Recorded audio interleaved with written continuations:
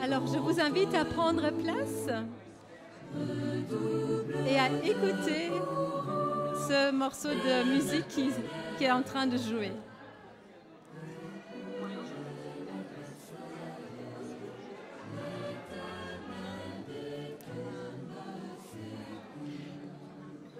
Venez, venez, prenez place.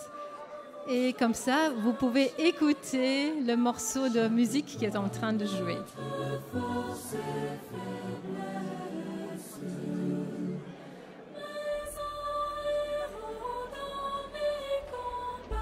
Les combats pour nos luttes sans cesse.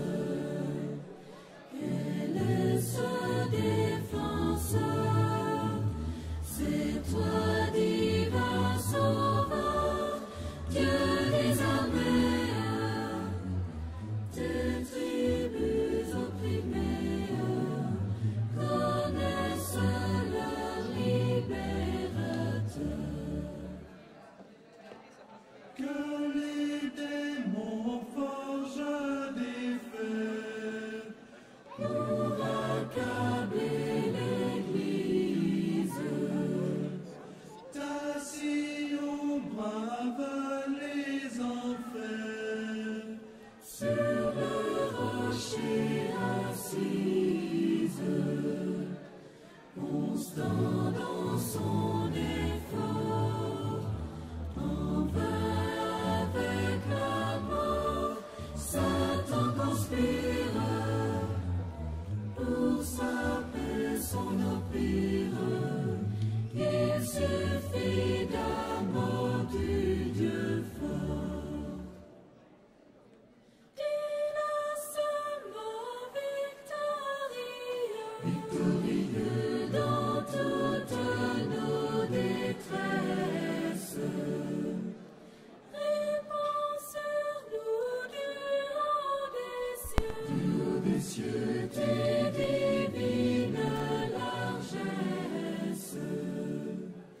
Qu'on nous ôte nos biens, qu'on serre nos liens, que nous apporte ta grâce. Alors, est la plus forte. les derniers peuvent s'asseoir et on va tout doucement commencer.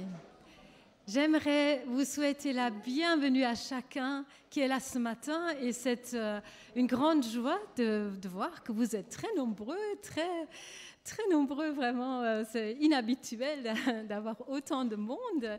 Donc bienvenue à ceux qui viennent habituellement à notre église, mais un très chaleureux bienvenue aussi à ceux qui sont là aujourd'hui en tant que visiteurs.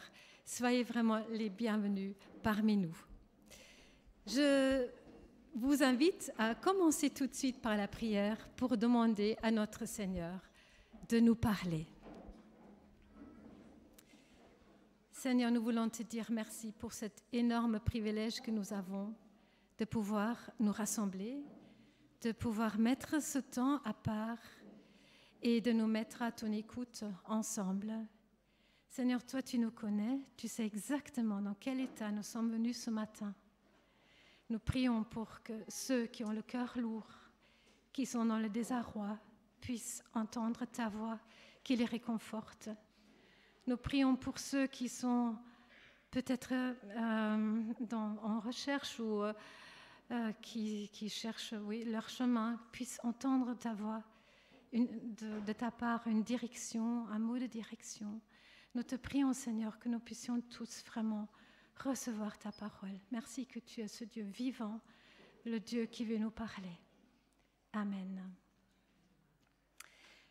Alors, est-ce que peut-être quelqu'un a reconnu le morceau musical qu'on a écouté? Hey, gars! Tu as reconnu? Tu sais quoi?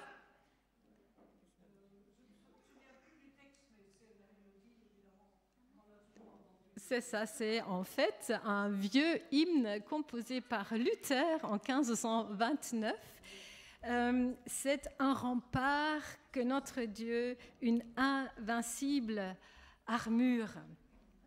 Pourquoi est-ce que j'ai choisi ce vieux hymne pour ce matin? Pourquoi? Parce que je l'aime, oui, c'est vrai. J'aime ce genre de musique, c'est vrai. Mais aussi parce que ce jeudi, cette semaine, le 31 octobre, c'est la fête de la Réforme. Moi, j'étais sûre que vous alliez dire de Halloween, mais vous avez dit de la Réforme. Voilà, exactement. Donc, c'est vrai que cette fête de la Réforme est surtout célébrée par les églises protestantes luthériennes ou réformées. Et ces églises-là ont souvent un office spécial. Il y a même en Allemagne la télé qui diffuse un culte ce jeudi.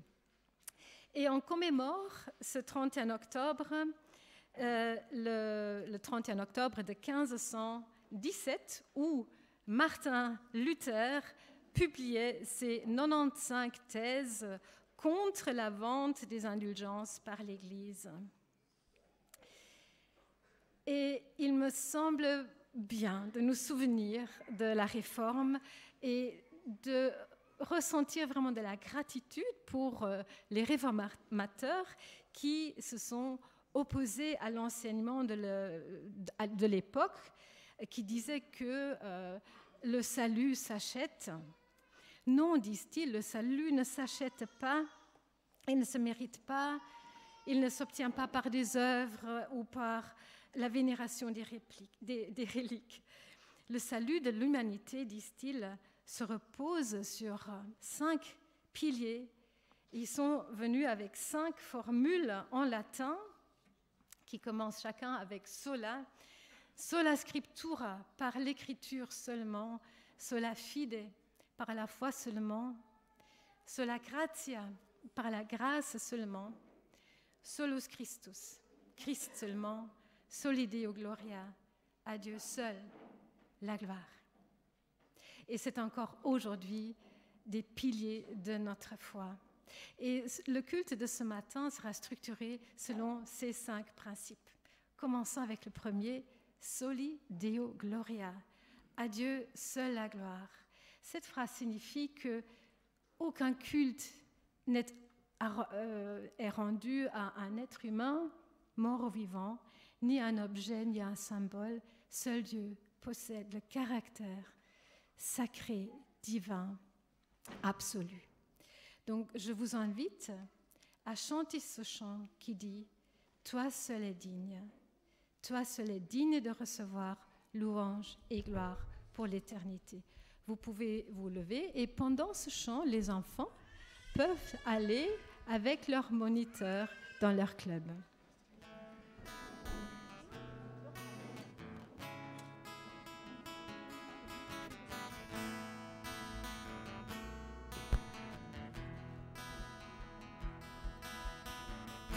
L'immensité de ta grandeur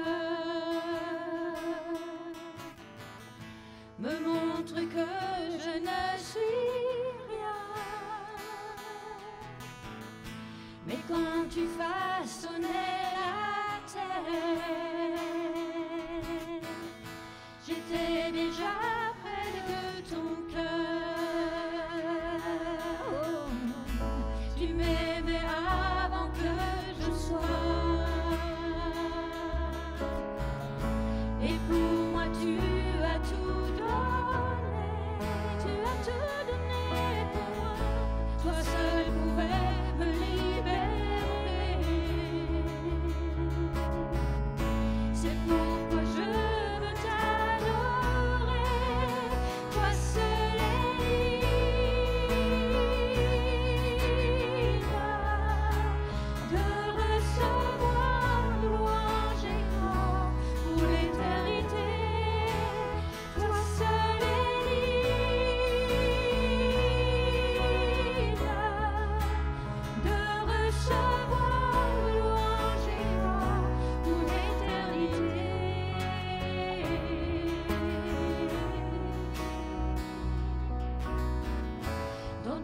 présence je me tiens, car tu as ce dont j'ai besoin, la joie, la vie et le bonheur, sont dans tes parvis, mon sauveur, toi seul est digne de recevoir louange et gloire pour l'éternité. Toi seul est digne de recevoir louange et gloire pour l'éternité.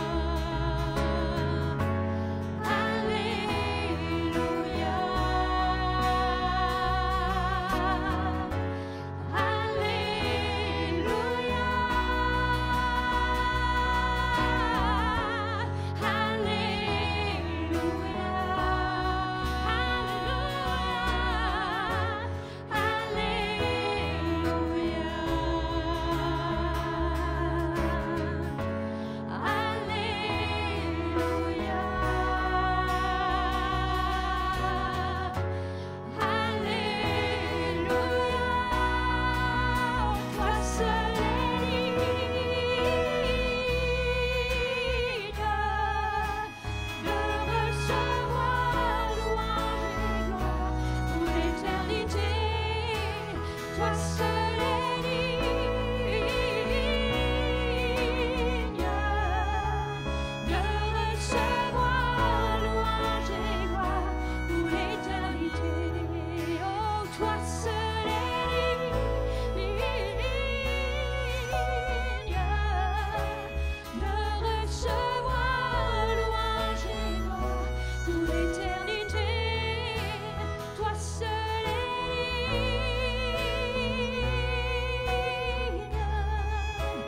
de recevoir louange et gloire pour l'éternité.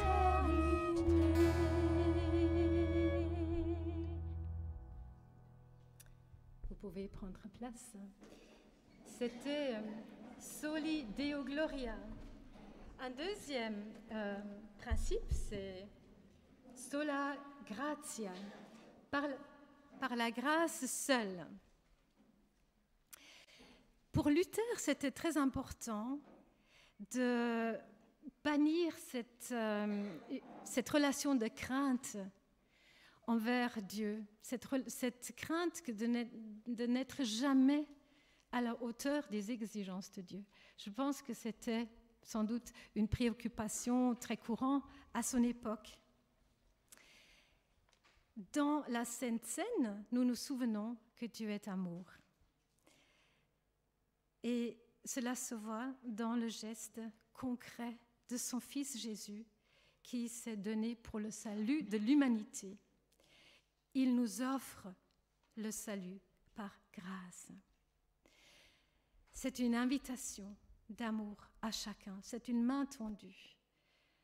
On n'est pas obligé de participer, mais si nous participons, nous acceptons cette grâce. Quand nous prenons le pain et le vin, nous nous souvenons que notre Sauveur est mort à la croix et ressuscité. Et que si nous croyons, si nous prenons cette main tendue, nous avons le salut. Je propose de chanter ce chant Sola Gratia pendant que le pain et le vin circulent. Et je demanderai à 3 personnes, ou Benoît a demandé à 3 personnes de bien vouloir distribuer le pain et le vin. Et pendant ce temps, nous chantons Sola Gratia, amour parfait, tu t'es donné à la croix pour tout effacer. De mes péchés, tu t'es chargé sur le bois.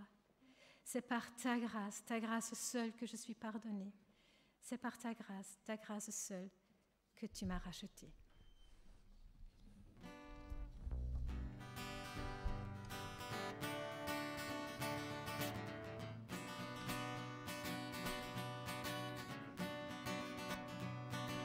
Amour parfait, tu t'es donné à la croix pour tout effacer de mes péchés.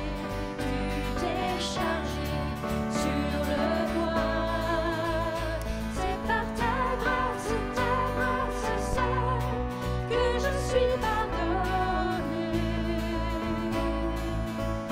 C'est par ta grâce que tu m'as racheté. Oh,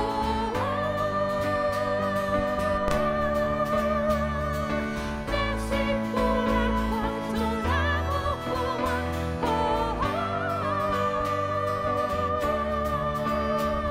Ta grâce ne faillit pas.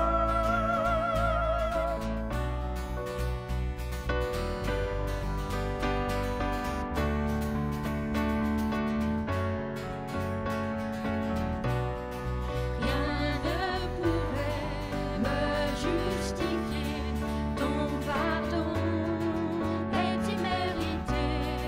Tous mes efforts ne suffiraient à me sauver. C'est par ta grâce seule que je suis pardonnée. C'est par ta grâce seule que tu m'as racheté. Oh,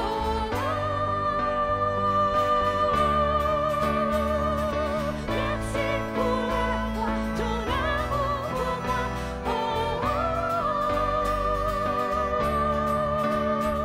Ta grâce ne faillit pas.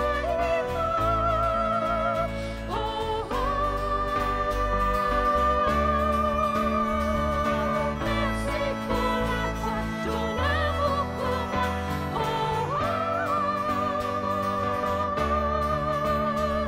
Ta grâce ne faillit pas.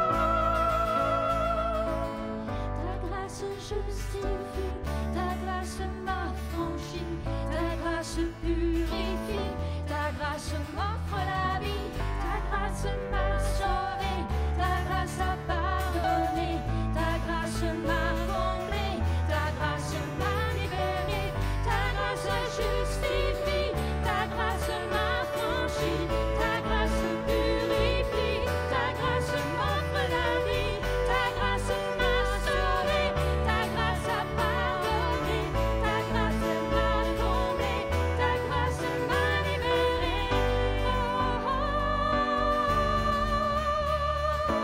Merci pour la croix, ton amour pour moi.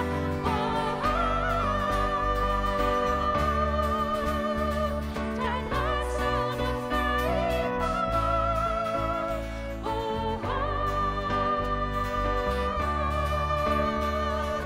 Merci pour la croix, ton amour pour moi. Ta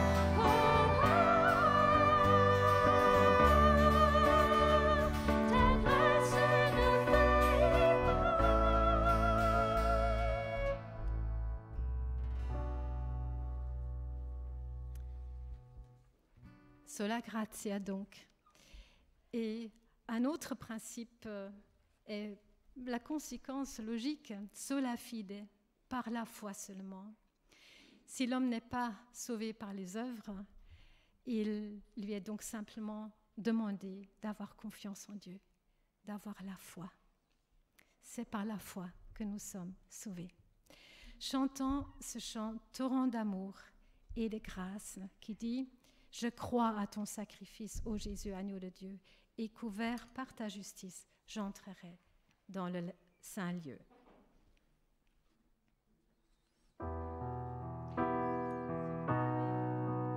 Vous levez.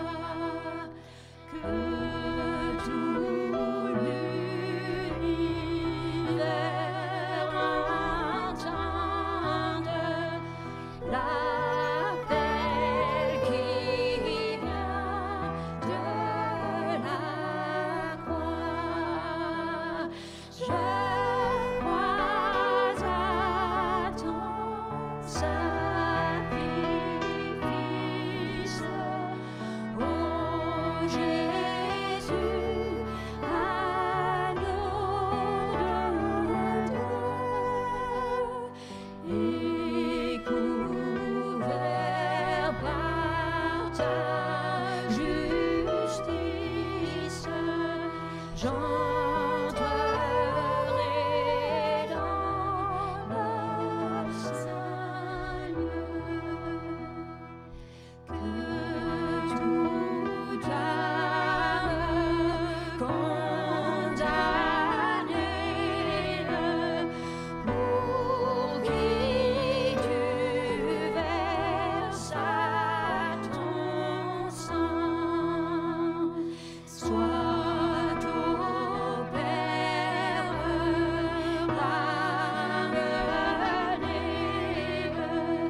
par ton amour tout-puissant. Je crois à ton sacrifice, ô Jésus, agneau de Dieu,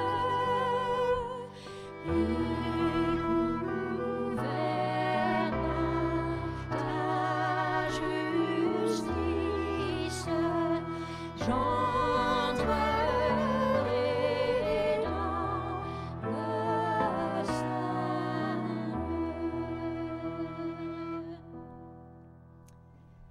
Voilà, vous pouvez prendre place. Quatrième sola, c'est sola scriptura, par l'écriture seulement. C'est l'affirmation selon laquelle la Bible est la seule autorité pour toutes les questions relatives au salut, à la foi, à la vie pratique aussi. C'est pourquoi nous accordons dans les églises protestantes une grande importance à la méditation de la parole de Dieu. Et c'est pour ça, je cède maintenant la place à Pierre, qui a préparé un message pour nous. Merci beaucoup, Pierre.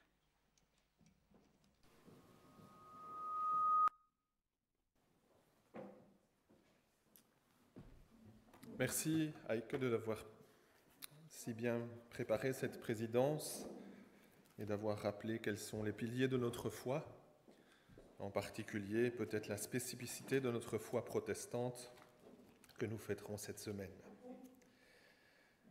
Alors bienvenue à toutes celles et ceux qui nous rejoignent pour entourer Joël et Paul. La prédication ce matin n'est pas spécifiquement destinée à Joël et Paul. Elle fait partie d'une série de prédications qui s'appelle « À contre-courant », qui est matérialisée par ce beau poisson rouge qui nage à contresens. Depuis quelques semaines, en effet, nous suivons un chemin. Nous avons médité « Cultiver la joie dans une culture de l'insatisfaction », cultiver la paix dans une culture de violence, cultiver la patience dans une culture du tout de suite, cultiver la fidélité dans une culture de l'inconstance. Et ce matin, nous dirons quelques mots, nous méditerons ensemble, cultiver la douceur dans une culture de l'affrontement. Galates chapitre 5, verset 22, nous dit « Mais le fruit de l'esprit, c'est l'amour, la joie, la paix, la patience, la bonté, la bienveillance, la foi, la douceur, la maîtrise de soi. »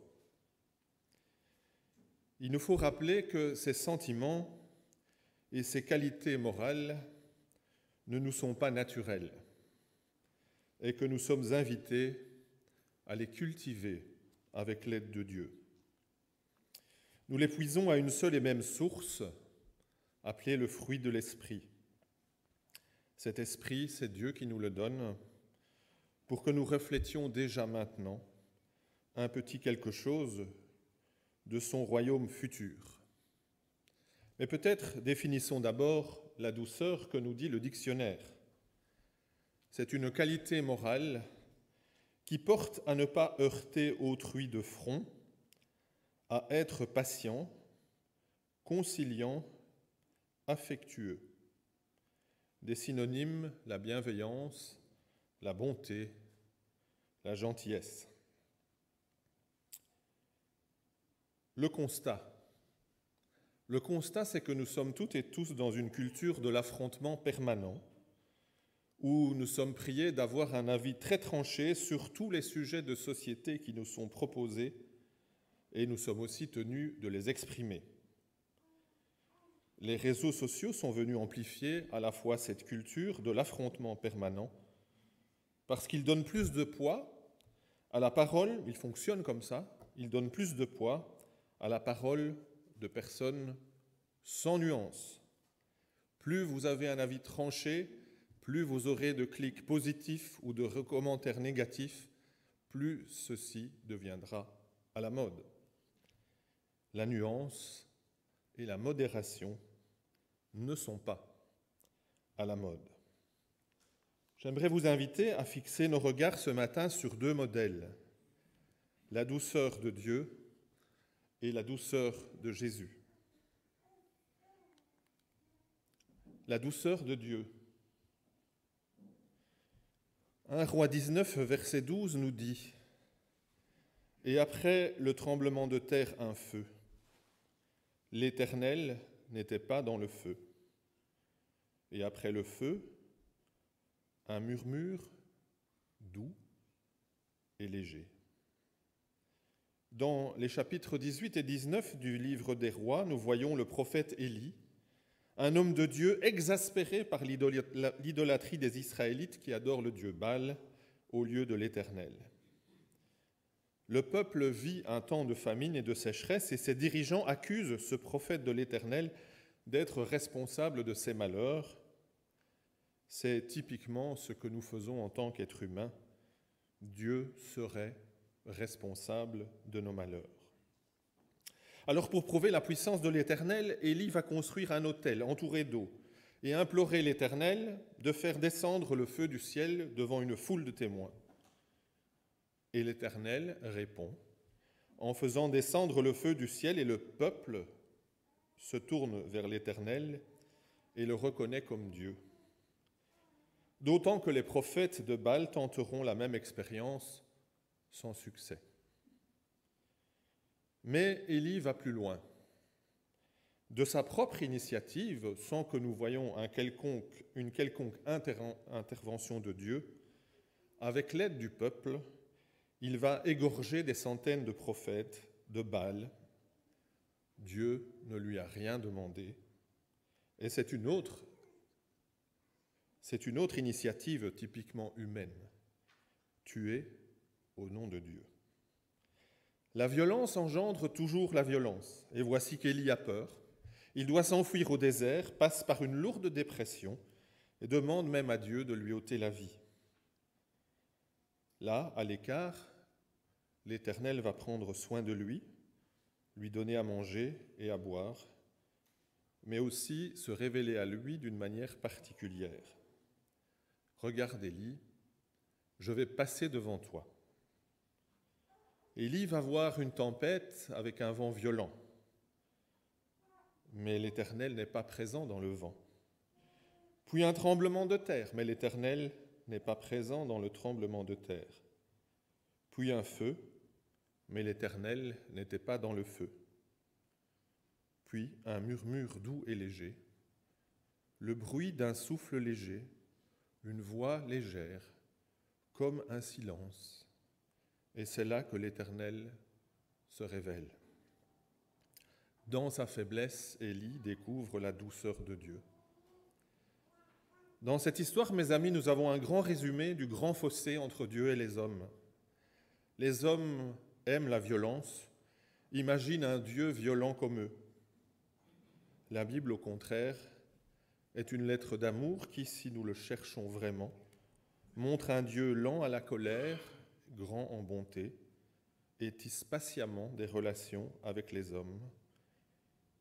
Il veut toujours leur offrir la grâce et la paix. Tout cela au milieu de la violence de son temps, qui n'est pas fondamentalement différente de la violence qui nous entoure au XXIe siècle. Les acteurs et les décors ont changé, mais le fond de l'histoire reste le même. Dieu se révèle dans un son à peine perceptible littéralement un son de silence, que l'on ne perçoit qu'en l'absence de tout autre bruit. Alors l'image que j'ai de Dieu est-elle la bonne ? Et dans ma vie, souvent remplie, y a-t-il des temps de silence et de respiration qui me permettent d'écouter la douceur de Dieu ? Un mot sur la douceur du Christ, la douceur de Jésus. Matthieu 11, 29, c'est Jésus qui parle. « Prenez mon joug sur vous et recevez mes instructions, car je suis doux et humble de cœur, et vous trouverez le repos pour vos âmes, car mon joug est doux et mon fardeau léger. » Dans le Nouveau Testament, toujours ce grand fossé entre l'attente des hommes et la réponse de Dieu.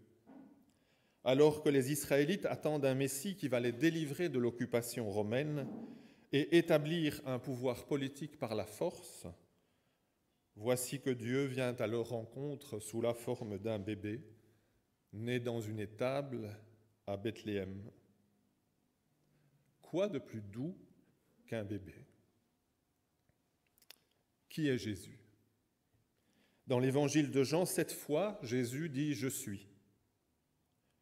Je suis le pain de vie. Je suis la lumière du monde. Je suis le bon berger. Je suis la porte. Je suis la résurrection et la vie. Je suis le chemin, la vérité et la vie. Je suis le vrai cep. Tous ces « je suis » disent quelque chose de la douceur de Dieu. Et dans le texte qui est affiché de Matthieu 11, nous trouvons cette invitation d'un maître qui dit « Je suis doux et humble de cœur » et qui nous invite à sa suite et qui nous indique que la charge sera douce et légère. Le Christ est mon Sauveur et Seigneur et je souhaite vivre en disciple. Mais je ne trouve pas toujours que la charge qu'il me confie est douce et légère. Pourquoi ? Parce que je manque souvent de foi en Dieu. Je dis que j'ai confiance en Dieu, mais j'aimerais quand même bien tout contrôler. Parce que contrairement au Christ, je ne suis ni doux ni humble de cœur. J'ai des attentes et des revendications souvent déplacées qui me rendent soucieux et impatient. Et parce que contrairement au Christ qui se concentrait sur la mission que le Père lui confiait, j'ai cette tendance à me disperser et à prendre plus que ce que Dieu me confie vraiment. J'alourdis moi-même mon fardeau. J'ai donc besoin de revenir aux pieds du Christ, souvent, qui tout en étant Dieu ne revendiquait rien pour lui-même, mais cherchait juste la volonté de son Père. Dieu nous donne à chacun ici présent des talents qu'il nous invite à utiliser à son service et il a une mission ici pour chacun de nous. Et quand je parle de cette mission, je parle de mission toute simple dans la vie. Être des bons parents, être des bons citoyens. C'est peut être ça aussi que la mission que Dieu nous confie. Il ne nous demande pas plus que ce qu'il nous donne. Il ne nous confie pas plus que ce que nous pouvons porter, pas plus, mais pas moins non plus. Rencontrez et suivez le Christ et vous trouverez du repos pour votre âme. En pratique maintenant, 5 invitations à la douceur. Cultivez la douceur dans nos cultes, dans la parole de Dieu, dans notre être intérieur, dans nos relations, dans la défense de notre foi.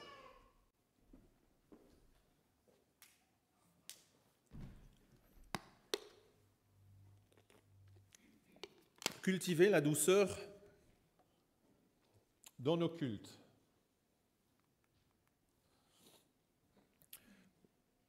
Deux psaumes nous disent « Voici qu'il est agréable et qu'il est doux pour des frères de demeurer ensemble. Louez l'Éternel, car il est beau de célébrer notre Dieu, car il est doux et il est bienséant de le louer. Dans un village suisse que j'aime beaucoup, le samedi à 18h, les cloches de l'église sonnent à toute volée pendant 15 minutes. Elles signalent au village que c'est la fin de la semaine de travail. Elles invitent le village à un jour de pause par semaine pour prendre un temps pour soi, pour sa famille, pour ses amis. Et que vous soyez croyant ou pas, je vous conseille vraiment de prendre un jour de pause par semaine pour le consacrer aux gens que vous aimez. Mais dans ce village, le dimanche matin à 9h30, ces mêmes cloches résonnent à nouveau pour inviter les villageois à ne pas oublier de prendre aussi un temps avec Dieu. Pour les chrétiens, le dimanche est le premier jour de la semaine. Commencer sa vie, sa semaine avec Dieu. Et même dans ce petit village suisse que je connais bien, les vies sont tellement remplies que le temps au culte ou à la messe est parfois la seule pause spirituelle dans la semaine. J'ai essayé la vie chrétienne sans fréquenter aucune communauté chrétienne, ça n'a pas marché. Je me suis éloigné de Dieu, mais dans sa grâce, Dieu m'a rattrapé.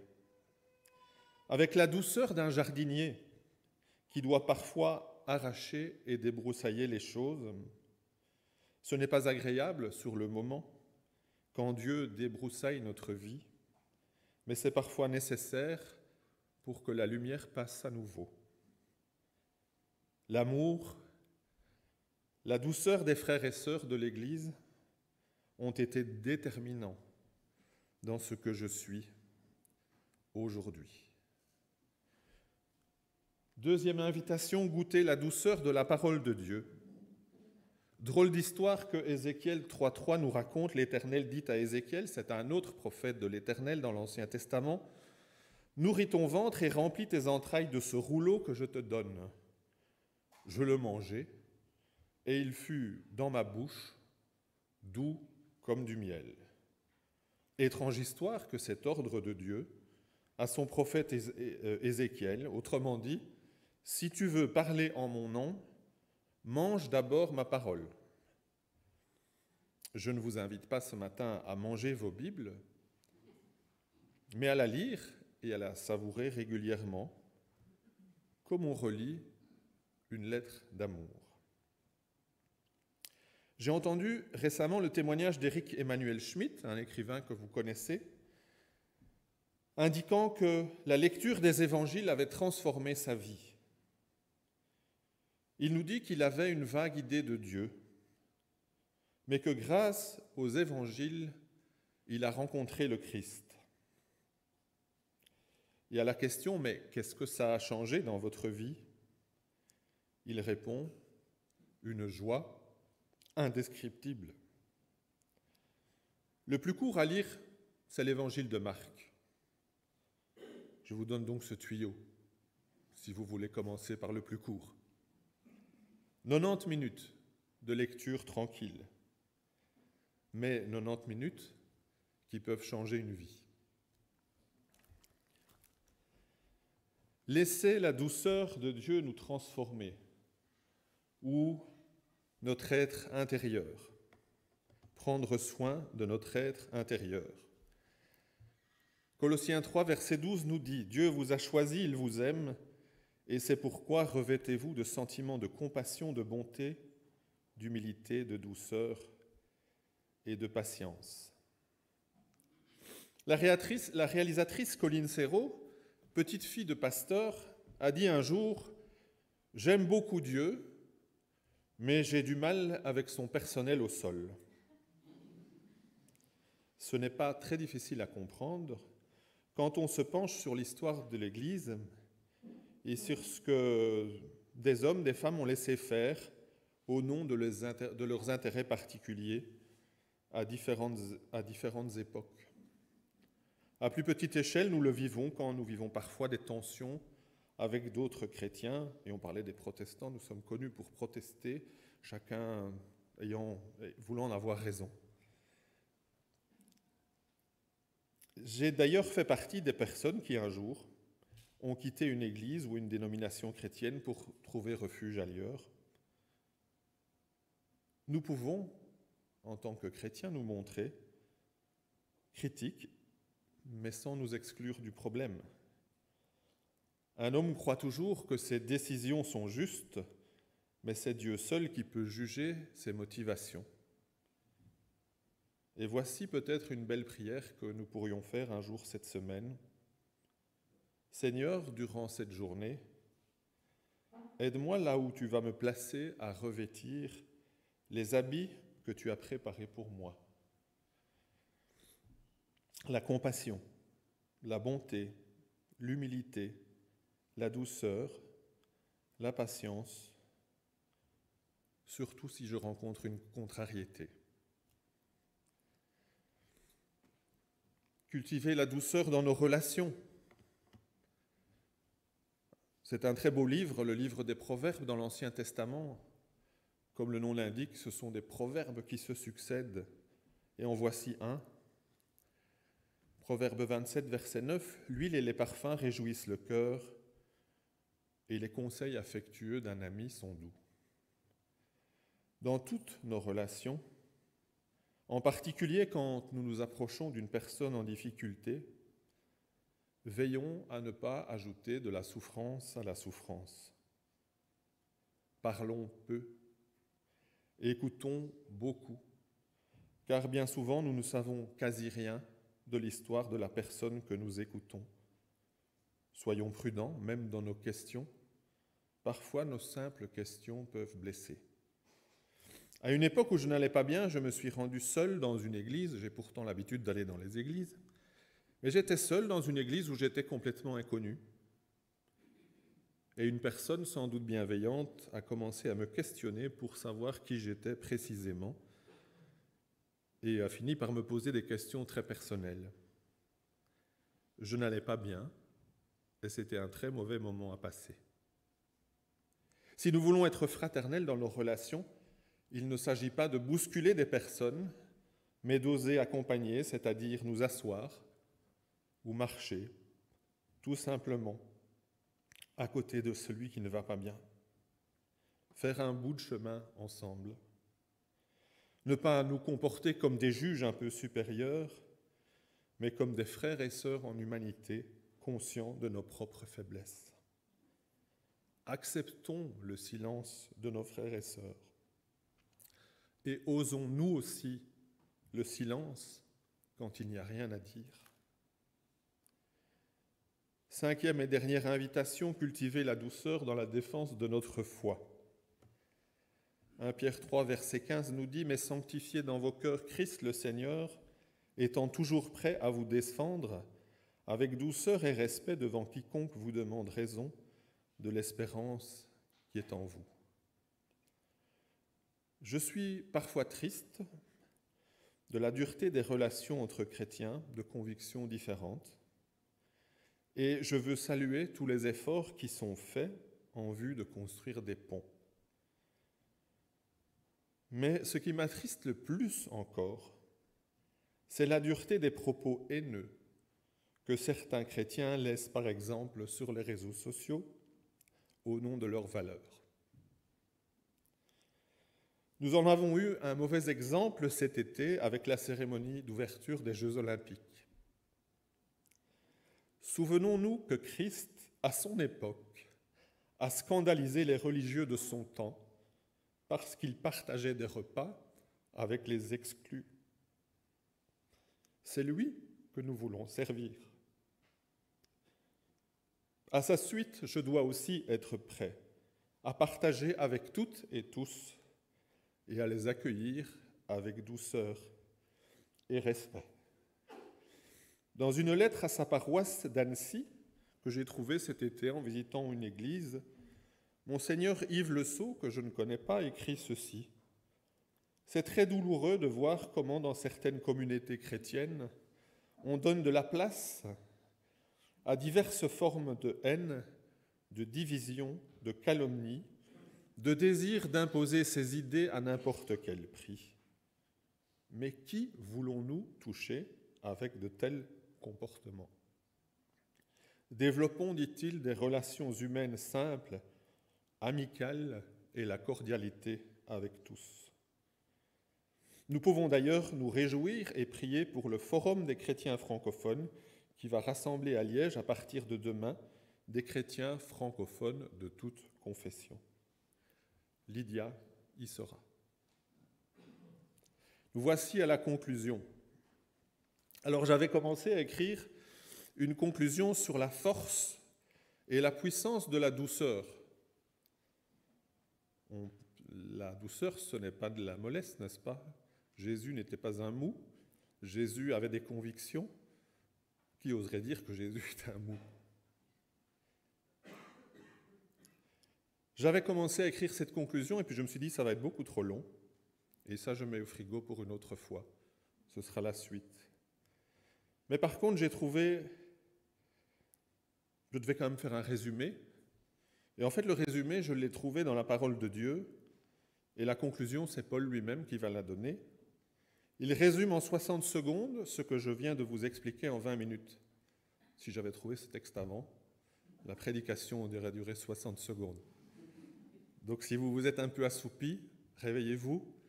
Voici ce que je viens de vous dire. Colossiens 3, versets 12 à 17, je ne le projette pas. Enfin si, je projette juste. Dieu vous a choisi et il vous aime. Dieu vous a choisi, vous lui appartenez et il vous aime. C'est pourquoi revêtez-vous d'affectueuse bonté, de bienveillance, d'humilité, de douceur, de patience. Supportez-vous les uns les autres. Et si l'un de vous a une raison de se plaindre d'un autre, pardonnez-vous réciproquement, tout comme le Seigneur vous a pardonné. Et par-dessus tout, ayez de l'amour, ce lien qui vous permettra d'être parfaitement unis. Que la paix du Christ règne dans vos cœurs. C'est en effet à cette paix que Dieu vous a appelés en tant que membres d'un seul corps. Soyez reconnaissants. Que la parole du Christ, avec toute sa richesse, habite en vous. Instruisez-vous, avertissez-vous les uns les autres avec une pleine sagesse. Chantez à Dieu de tout votre cœur avec reconnaissance les psaumes, des hymnes et des cantiques inspirés par l'Esprit. Et tout ce que vous faites durant cette semaine, en parole ou en action, faites-le au nom du Seigneur Jésus, en remerciant par lui Dieu le Père. Amen.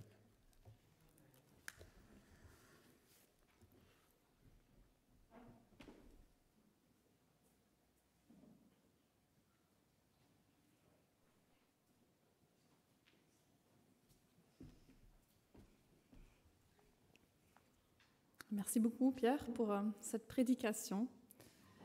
Et nous voulons maintenant vivre ensemble un temps pour entourer Joël et Paul, qui se sont mariés en Espagne au mois de septembre.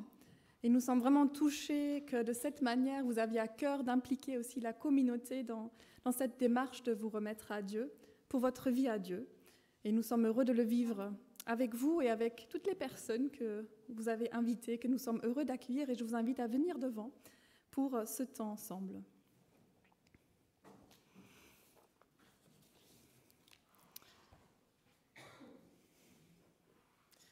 Je vais commencer par vous lire un mot de la part d'Audrey, donc l'autre pasteur avec laquelle je travaille en binôme, qui n'a pas pu être là, mais elle a vraiment eu à cœur de vous laisser un mot que je vais lire.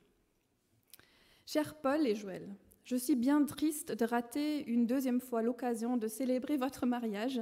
Je vous fais donc ce petit mot associé à un petit cadeau spécial Café Théo. Donc les Cafés Théo, c'est des rencontres pour jeunes adultes où on discute de théologie. Je voudrais tout d'abord vous dire merci pour les personnes que vous êtes et pour tous les dons, nombreux en chacun de vous, que vous mettez avec tant de générosité au service des autres. C'est un pur bonheur de servir à vos côtés. J'ai une joie particulière à repenser à tous les Cafés Théo à nos discussions, à ce que l'on a pu partager et vivre. Le livre que vous allez recevoir, rassemblant les dernières lettres de Dietrich Bonhoeffer avec ses proches, a inspiré le Café Théo sur l'éthique chrétienne, où Joël, tu avais contribué avec tant d'apports passionnés et passionnants. J'espère que cette lecture vous touchera et vous inspirera autant que moi. Je voudrais vous laisser un autre extrait d'une lettre de Dietrich Bonhoeffer, donc un théologien allemand, écrit à sa fiancée, alors qu'il était emprisonné à Tegel, et espère encore sans doute une libération prochaine. Normalement, la citation va être affichée à l'écran. Non, pas encore. Donc, je vous invite à bien écouter. Que dois-je souhaiter pour toi et pour moi? Je ne peux rien dire d'autre, bien que cela franchisse rarement mes lèvres. Je souhaite que cette journée de fête soit bénie pour nous deux. La bénédiction, cela veut dire une proximité de Dieu qui soit visible, sensible et devienne efficace. La bénédiction demande à être transmise et passe par d'autres personnes. Celui qui est béni est lui-même une bénédiction. Soyez-le l'un pour l'autre, soyons-le l'un pour l'autre, ainsi que pour tous ceux qui sont confiés à notre travail ou à notre intercession. Il n'y a rien de plus grand que lorsqu'une personne est une bénédiction pour les autres, n'est-ce pas? Non seulement une aide, un compagnon, un ami, mais une bénédiction. C'est beaucoup plus. C'est ainsi qu'il a en être dans notre couple. Prions pour cela. Fin de citation. Paul et Joël, que votre mariage soit une bénédiction mutuelle, une route remplie de joie, d'amour, de paix, trésor d'abondance, qui donne à la vie un goût de festin. Que l'amour de Dieu continue de rayonner à travers vous par la bonté et l'intelligence qu'il vous a donnée à tous deux. Je n'ai aucun doute que vous continuerez à être des bénédictions pour tous ceux que vous rencontreront. Que Dieu vous garde et vous accompagne chaque jour avec toute mon affection, Audrey. Donc je vous remets 7 livres de la part du Café Théo, de la part de toute la communauté.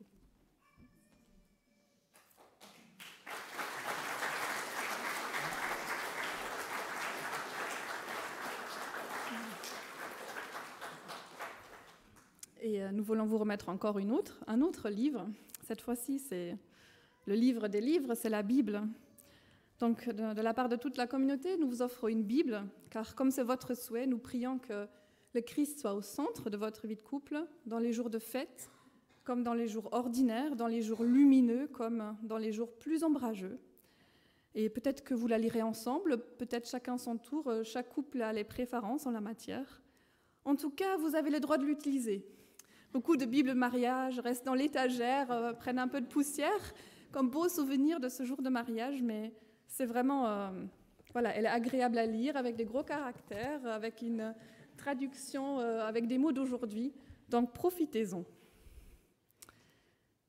Être à soi 1 heure avant d'être aux autres, nécessité vitale. C'est Colette Nismazur, une écrivaine belge, qui est née à Wavre, qui a écrit ça.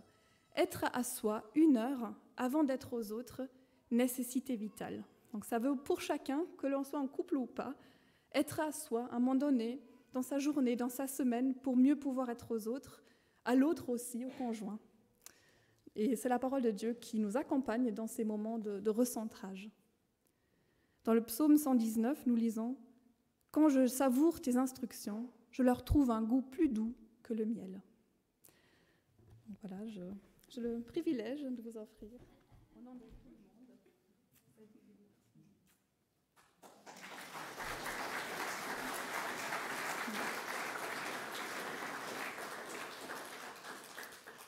Et avant que nous prions pour vous, il y a encore Jean-Jacques qui avait un mot d'encouragement pour vous.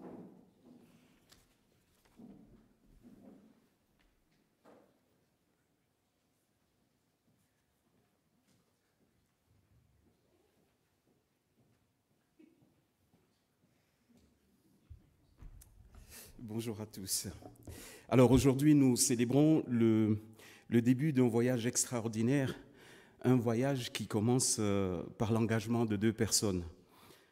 2 personnes, Joël et Paul, 2 très belles personnes qui sont très talentueuses et qui ont pour elles la qualité de leur engagement à l'Église et l'un envers l'autre. Ils savent ce que s'engager veut dire. Tous les 2 sont très impliqués, Audrey l'a dit tout à l'heure, ils sont très impliqués dans le fonctionnement de différentes équipes de notre Église, avec le groupe musical, avec les enfants, avec le café Théo, on en parlait tout à l'heure, avec les prédications et les présidences.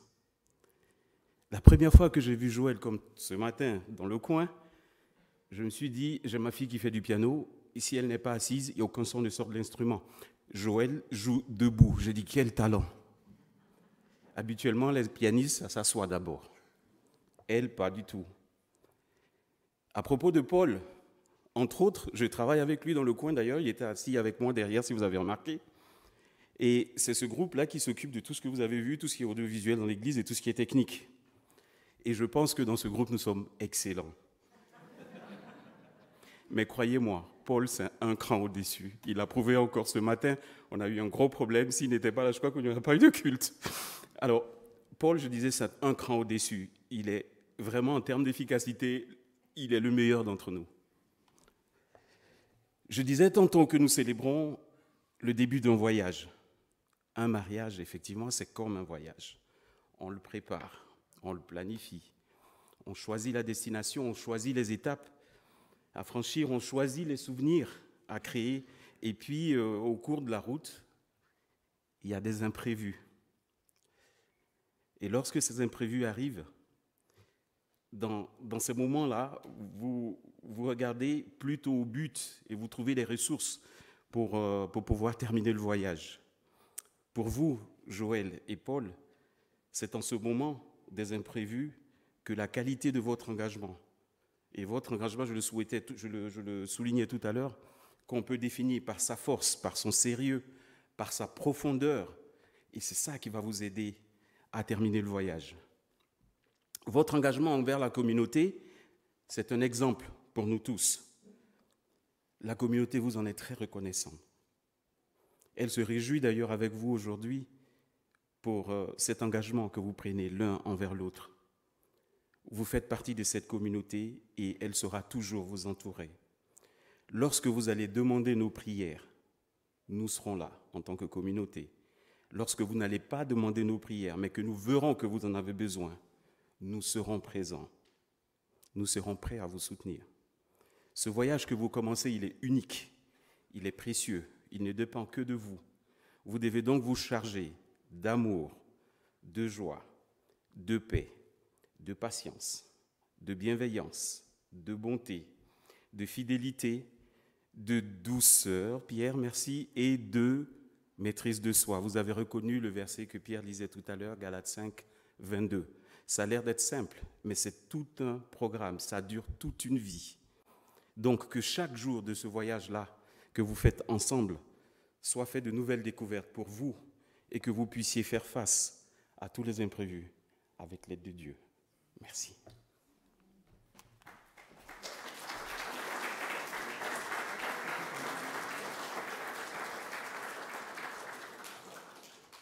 J'invite donc maintenant Ariane et Bernard à venir devant pour prier au nom de toute la communauté pour Joël et Paul.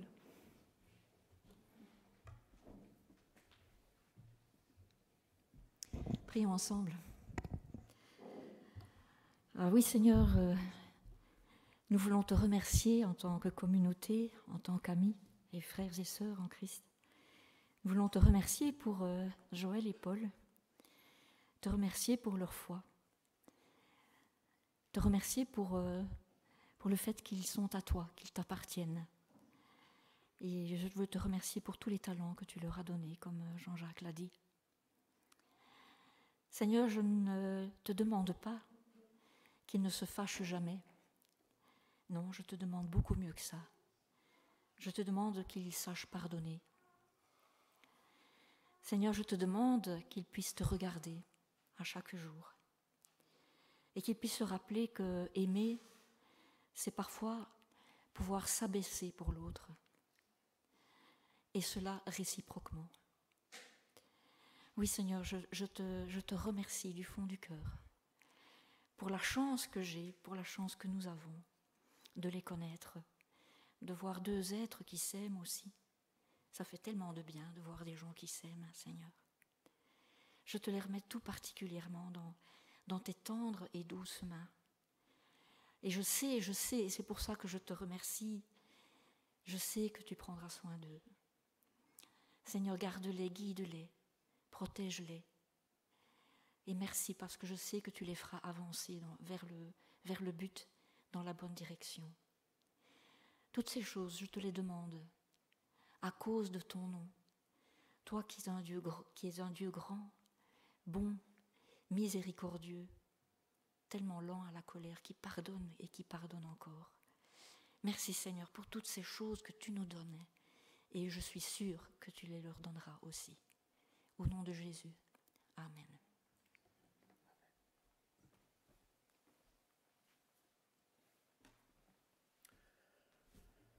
Seigneur, j'ai cette image en tête d'un bateau qui s'apprête à quitter le port pour traverser un grand océan, Seigneur, l'équipage ne sachant pas très bien où se trouve la destination, mais on se prépare pour le voyage. Et dans cette image, Seigneur, on peut imaginer qu'il y aura des moments de calme plat où il n'y a pas de vent, des moments où il fera beau et où une brise soutenue fera avancer le bateau, le faisant sauter presque au-dessus des vagues, et puis d'autres moments où le vent sera trop fort et le bateau sera malmené et ce sera plus difficile. Et ma prière, Seigneur, c'est que dans ces moments-là, il puisse toujours sentir ta présence, par temps calme comme par beau temps et par mauvais temps, que toujours ils puissent sentir qu'il y a quelqu'un avec eux sur le bateau, il y a quelqu'un qui a tout en main, qui maîtrise tout et qui a le pouvoir d'apaiser les flots, qui a le pouvoir de se faire lever le vent. Seigneur, que toujours ils puissent avoir ce sentiment en eux que toi tu es là, tu es à côté d'eux et tu navigues avec eux. Et toi, tu sais où le bateau s'arrêtera, tu sais où le voyage s'arrêtera et tu connais leur départ et leur arrivée. Seigneur, nous remettons Joël, nous remettons Paul entre tes mains pour ce voyage, Seigneur. Montre-nous quel est notre rôle, là où nous pouvons les aider, mais avant tout, que tu puisses être avec eux tous les jours et qu'ils puissent s'en souvenir tous les jours. Au nom de Jésus. Amen.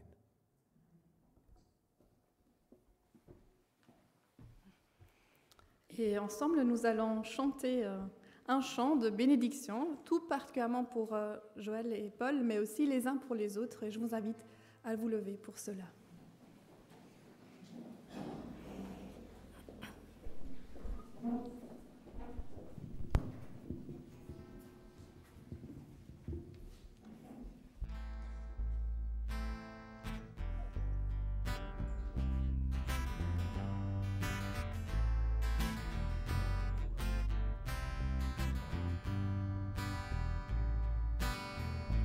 Que la grâce et la paix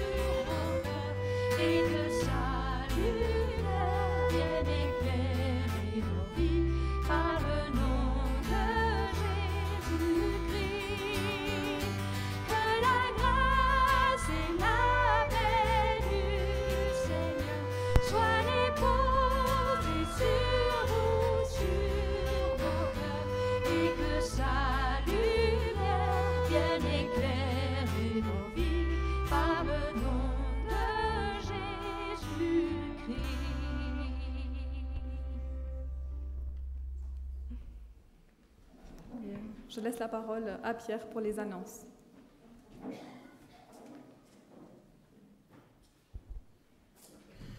Oui, donc rassurez-vous, ce n'est pas la deuxième partie de la prédication, c'est simplement les annonces. Pour les plus sportifs d'entre nous, cet après-midi, Stockel Fun au mini-golf du stade Fallon.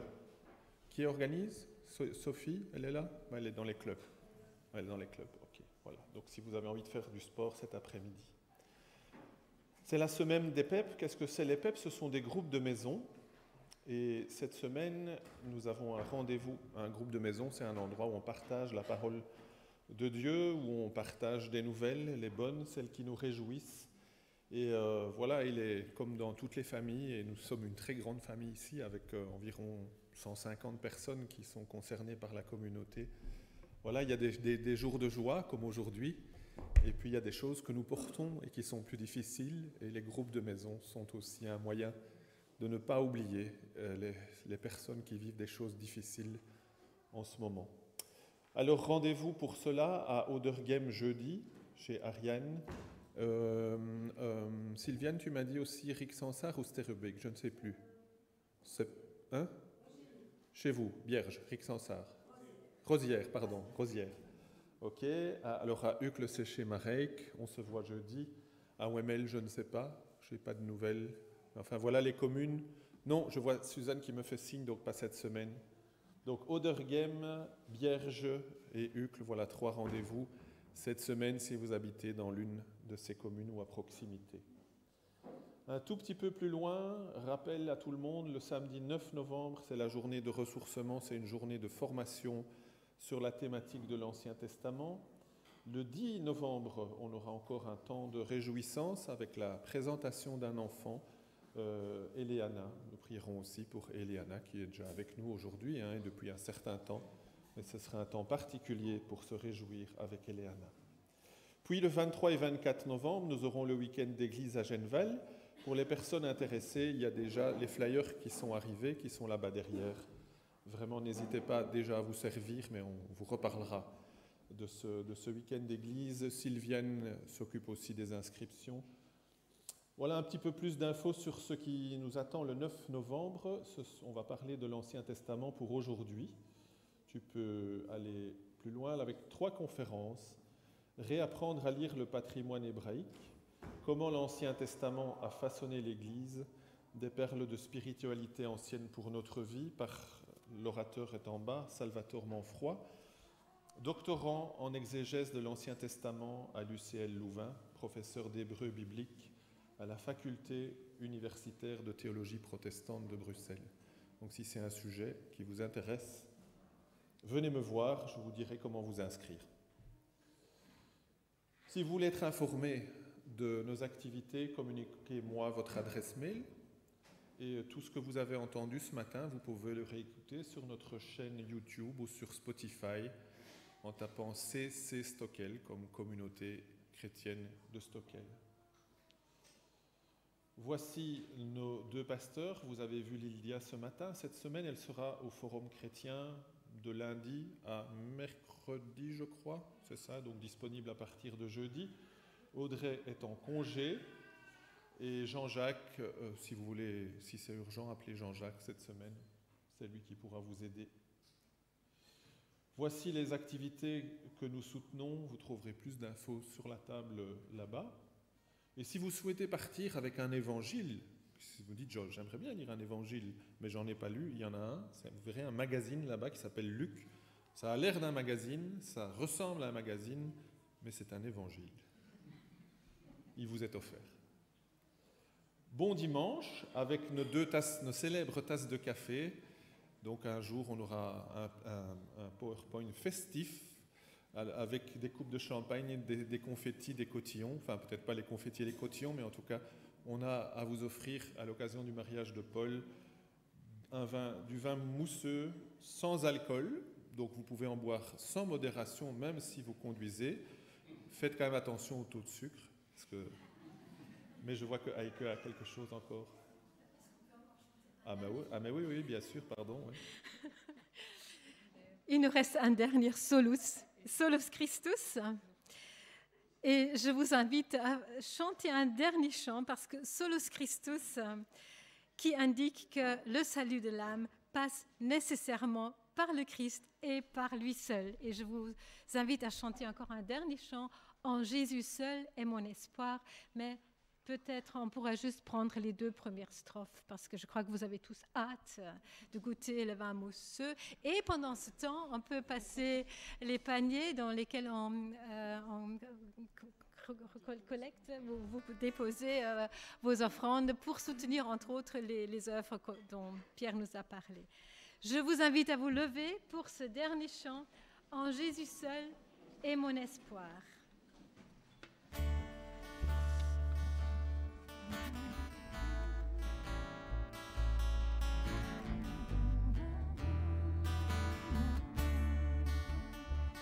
En Jésus seul est mon espoir, lui ma lumière, ma force, mon chant, pierre angulaire, solide rempart, même quand l'orage devient violent. Oh quel amour, oh quelle paix, les luttes cessent, la peur se tait, mon réconfort, mon plus grand bien, dans l'amour du Christ je me tiens. En Jésus seul, Dieu s'est fait chair, dans un enfant, oh quel mystère, ce don d'amour, de sainteté, haï par ceux qui vinrent sauver, jusqu'à la croix il s'est livré, sur lui la colère est tombée, tous mes péchés il les a pris, par l'amour de Jésus je vis.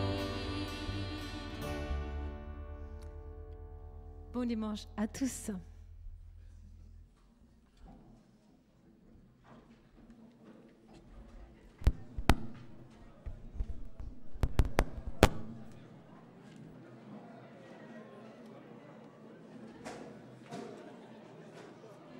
vais pas te le dire, mais